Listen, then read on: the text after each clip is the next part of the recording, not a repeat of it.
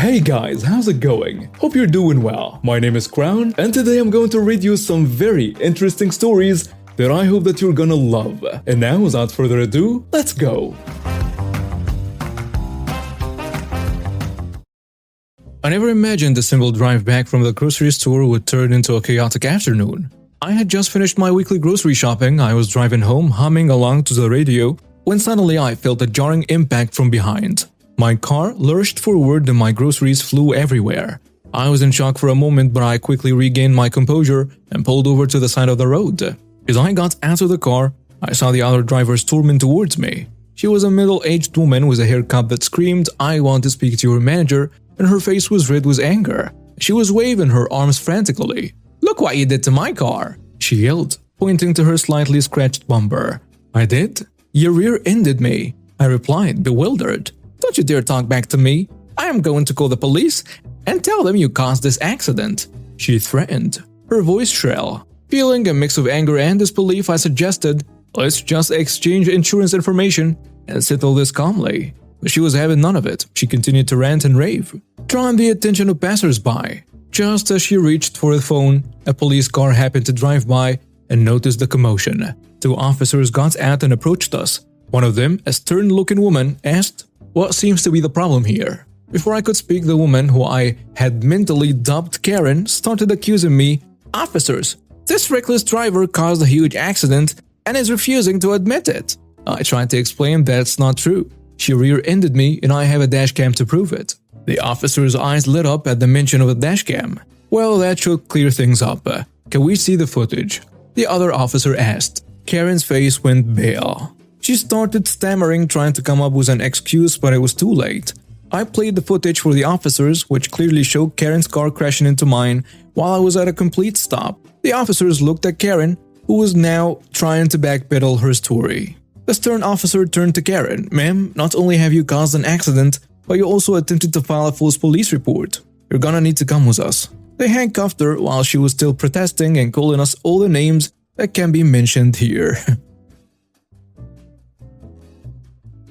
This happened a few years ago, and it's legal to record without consent in my state.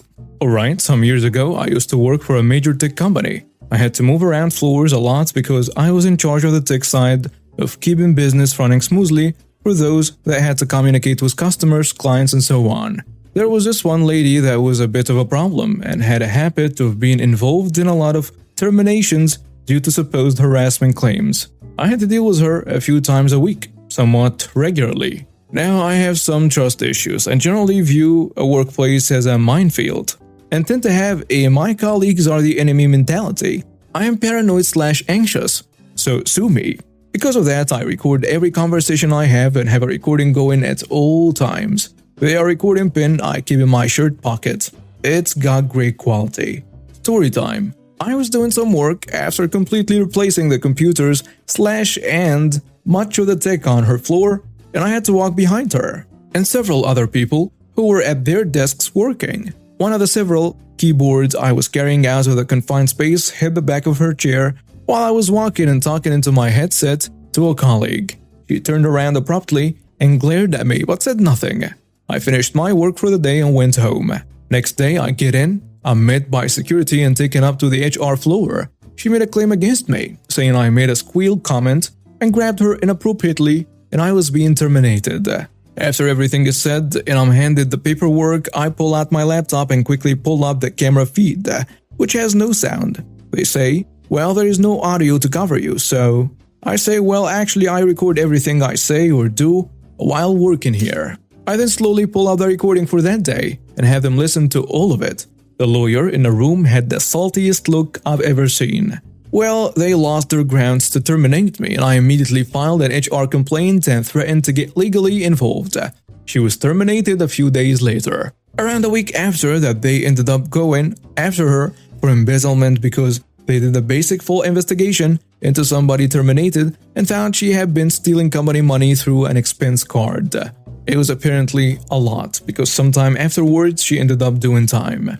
It was a great experience and it justifies viewing your coworkers as enemies and recording them. Also, never trust HR. Edit, I removed the branding from the bin years ago, but I got it on Amazon for like $40. It's not voice activated though, it actively records at all times while on. Edit 2. How would he grab her if she was sitting? Well, the office chairs had gaps through, which is plausible. Also, my laptop wasn't a recording device. It had access to the camera system that surveyed every floor. I, 16 female, have always been an extremely picky eater. Not just in a I don't like vegetables way, but in a I only eat 5 things, and if I eat anything outside of those 5 things, I'll throw up way. Most nights I go without dinner and my mom does cook. Chicken, rice, meat, chops, mac and cheese, tacos. But most foods smell and taste weird to me, and I can't just carve it down. My body literally rejects it. I'm speaking to my doctor about ARFID. Anyways, I finally found a food I liked. They are called pizza crunchers. I got them for school lunch, found the brand, and got my mom to buy them. They are perfect. I plan to eat these every night, until my mom kept asking my little brother if he wanted some. And then he started liking them, and started eating them for dinner too. I looked in the box today, and there were barely any left. I got upset at my mom because this is the one thing I like. My brother eats all this other stuff, mac and cheese, nuggets, fries, whatever my mom cooks. And we had all those things in the cabinet for him to eat as well. So I said, can you not feed him my food? This is the one thing I will eat and he has heaps of other food he likes. Can I just have my one thing? She just responded by saying, I bought them so they are for the house. You should have eaten them faster. I feel like it's not always about who buys it. It's about the fact that now I have nothing to eat tomorrow. And my little brother still has all the stuff he likes sitting in the cabinet at the end of the day. This isn't he ate the last ice cream thing, it's like, I literally won't eat anything else. The cereal is all gone. I shouldn't have to starve because my little brother wanted some too. Like, that's just not fair. Am I the jerk here? Edit. Don't be crapping on my mom too bad in the comments, y'all. I still love her, and she's still a good woman. I don't get abused or neglected. I just feel like she doesn't understand the depths of my eating problems. She needs to be educated a little. And everybody makes mistakes, but like, don't be mean about it. And now some comments on the post. Someone saying you're not a jerk. Were your other 5 foods at least still in good supply in your house? You increased your tolerated foods by 20% when you added 1 item. You should have kept all 6 items permanently available if they are all you can tolerate, since that is such a low number. I'm impressed you made some progress trying things on your own. How have you survived 16 years on a concrete 5 foods without obvious organ damage and gross problems? Are 4 of the 5/6 things you eat beans, potatoes, butter, and beef liver? One of my old co-workers had ARFID. It was a real struggle. It took a good few years of therapy and work to get him from 8 mostly white foods to a couple dozen varied items, and they had to do regular blood work to find his neutral deficiencies. Keep working on it with your doctor. Another commenter adds, wow, a lot of people commenting have clearly never heard of ARFID. People who are saying you are the jerk are sounding like they think your restrictive diet is a choice you're making, instead of a mental health issue. I bet they wouldn't be saying stuff like this if you had to eat gluten-free stuff and your brother didn't, and he ate all of the stuff that didn't have gluten, leaving you without food you could safely consume. It's the responsibility of a parent to provide their children with sufficient food. Yes, your diet makes that challenging, but it's not an attitude problem. It's a health condition. You deserve to have enough food to eat every single day. I suggest you check out r/ARFID for an audience of people who understand where you're coming from and who might have ideas for how you can very slowly begin to consider introducing new foods into your diet. The third commenter goes with, not the jerk. I think a lot of the comments voting you are the jerk have a fundamental misunderstanding of ARFID. This is an ongoing medical emergency and they should be treating it with more urgency. Receiving enough nourishment at this age is important to ensure your health as an adult. If it's possible, take a look at the main ingredients, flavors, and textures represented in your safe foods. See if there are any patterns and try to find other foods that will fall within those parameters. Try foods with very few ingredients so you can isolate flavors and textures. Take it one bite at a time. As someone who had an ED in the past and presently has GI issues, eating can be really difficult sometimes, but the consequences of not receiving proper nutrients and calories over time are worse. I hope you get some medical help soon.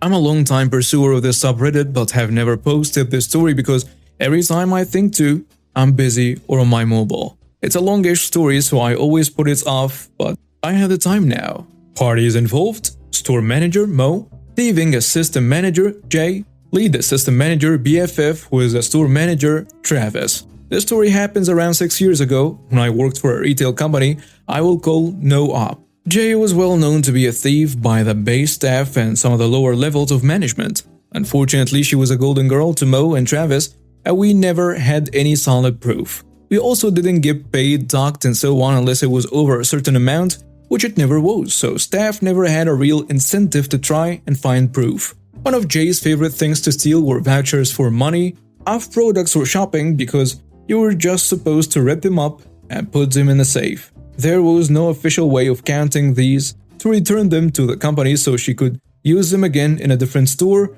and get away with it. This particular day was Halloween and I was on till 4, the only till with no cameras on it. Mo came up and paid for her shopping with some gift vouchers she had received at a store manager's meeting because the store was doing really well. I served her and no one else touched my till all day because I was the main person on the tills for this shift. We closed up for the night and Jay took the registers to be cashed up. I went out to the pub with friends and had a good night not knowing what was coming. The next shift I'm on, Mo calls me into the office and tells me that the vouchers she used were not in the safe and she knew that it was my till. She wanted me to return the vouchers and would not press charges or put anything on my file if I just returned them immediately. I of course did not have them and testified as such, but she didn't believe me. I went looking everywhere, the bin under till 4 and the bins outside, under the tills and on the floors around the tills, just in case I had dropped them or put them somewhere dumb while trying to sort out cash and so on. Roughly an hour later, Jay comes in. He hears what's going on and offers to look as well. She finds them in 30 seconds flat somewhere I had already looked. I essentially hissed out, what a coincidence that, as soon as Jay looks there, she finds it immediately. How coincidental. Seething with white fury, as I know she was now framing me for her own theft, she could have found them in the office and made it a simple mistake, but no. She made me the fall guy for her own idiocy. I tried to plead my case to Mo and Travis, stating that I wouldn't be dumb enough to steal vouchers that I knew were Mo's because I was the one who served her. One of the other team leaders, Paul, knew fine and well it was Jay and tried to tell Mo and Travis that I was being set up. But she was a golden girl and could do no wrong while my name was mud as far as they were concerned. Heck, they thought Jay had caught me in the act. This meant war. Over the next few months, I got really friendly with Jay, flirting outrageously with her and basically pretending like I really respected her and that we were good buddies. It took me a while to work my way into her trust, but once I was there, I knew I could catch her stealing and prove it. We wasted off a load of Christmas chocolate products that hadn't sold, and I put them in a bag to be put in the bin. Jay said we should take them home against company policy and seen as stealing, because they were just going to waste otherwise. We were stood underneath a camera, just outside of its range, so I said, I don't want any, but if you want them, you can have them, and put them on a trolley just inside the camera's range. I had studied the camera angles in great detail, preparing for a moment exactly like this. I saw her look at the camera, down at the trolley, and back to the camera before walking off to get her stuff. I warned my colleagues not to take any of the chocolate even if offered, and had an evil grin on my face which my colleagues commented on. When Jay came down, she nonchalantly picked up the bag as if it was her shopping, offered chocolates to everyone, and walked out the door with it. Gotcha, witch. The next morning I arrived for my shift and put on the most somber face possible as I approached Travis. You should check the cameras on the back door at approximately 10:21. I think you'll find what you see very interesting. He asked me to explain further, and I looked over towards where Jay was, not even 5 meters away, and looked back. I can't go into further detail right now, but I would strongly suggest you go and look at the cameras for that time now. Travis begrudgingly walked off to do just that, and within 10 minutes Jay was called into the office and her bag was searched. Within the hour she was suspended pending investigation, and within a week she was fired and barred from the store. I got a full apology from the managers who didn't believe me, who explained they genuinely believed it was me and had no idea Jay could have possibly been a thief. Their jaws hit the floor after I explained that every member of staff knew she was a thief, but that we didn't feel like we could do anything about it. After going around asking people if this was true, I got another apology. 6 months later, I was offered training to become a team leader myself. I took it, but ended up quitting for a white-collar role in a different company before I finished my training. This just happened and I think it belongs here. I just walked out to the local Mega Mart, having self-scanned 8 items, 3 pairs of some inflatable pool toys, and a pair of mesh bags of like 1,000 little chocolate eggs. I guess if someone was watching not too carefully, my action of scanning the same item twice and then putting both in the bag and area may have looked suspicious. But I had 8 times and the receipt had 8 items on it, 2 by 4 different things. I was carrying this all with the mesh bags on the bottom, sort of hanging from fingers, while the other 6 sturdy cardboard boxes were above them, supported by my hands. It was quite a handful. This was a good configuration to avoid the eggs. Had I piled them on top from sliding off, it's a long way down. I'd taken only a few steps out of the store when some psycho yellow-vested jerk comes running after me. "Sir, stop. What's up? Please put down the boxes." Me, still walking. "Yeah, sure, my car is just over there." "Stop right there, sir. My car is like 20 yards over there. Follow me there and I will put it all down. The receipt is in my pocket." "Drop it now."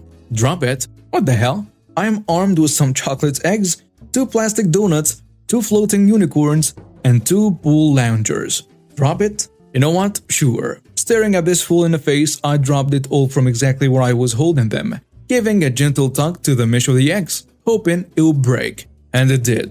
And all of this crap went slamming into the ground, the 6 boxes smashing some of the eggs, while all the rest scattered all over the place, and many started instantly melting in the 5-degree heat. Seagulls appeared out of nowhere. I gingerly pulled out the receipt and I showed it to him, picked up my crap and walked to my car. But I took a picture of it and might send a description of what happened to the store management, and maybe they will care. But I told the guy, "Hey, you better take care of getting that cleaned up. There may be dogs and that's not good for you. Come on, man, hurry up. You're so good at keeping it locked down. Get on it." I'm at $16 or whatever the eggs were, but I couldn't care less. Edit. Wow, so many comments. Many the same, so I will address them here. As to why I didn't storm back in and demand to speak to someone and demand new stuff and so on, the fact is, for whatever reason, plastic floaties are packaged really well, in very sturdy, tight little shiny cardboard boxes with thick staples. I'm never sure why that is, perhaps because they are jamming a lot of volume into a tight space. Accordingly, the risk of whatever is in one of those boxes being damaged by dropping it is 0. Indeed, when I got home, apart from a few dents on some of them and some chocolate smears, the toys were completely fine. And that thought went through my mind when I dropped them, except for the eggs, of course. And that was the point. I was on my way home 30 seconds after the incident, back to a large group of people waiting for this stuff, especially a group of kids who wanted to get into the pool and couldn't. None of this was worth wasting any more time in the store. I've spent more time talking about it than how long the actual events took. For what it's worth, I doubt I could get my money for the eggs. I recognized what I did was impulsive and stupid. And even with his ridiculous drop-its, I'm sure I could have gently laid things on the ground totally unarmed. But in the moment, especially how it all went down, I didn't feel like it. And still, do not regret it for a second. And now we have reached the end of today's stories. Thank you for watching and see you next time.